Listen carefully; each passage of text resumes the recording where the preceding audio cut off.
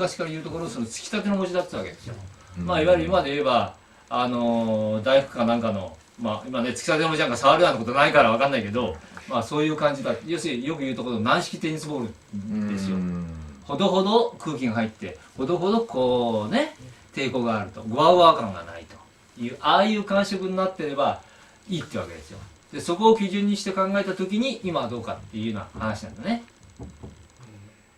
そっちにより近く行ったかということなわけですよ。自分が許せる範囲かとかさ、いろいろあるでしょ。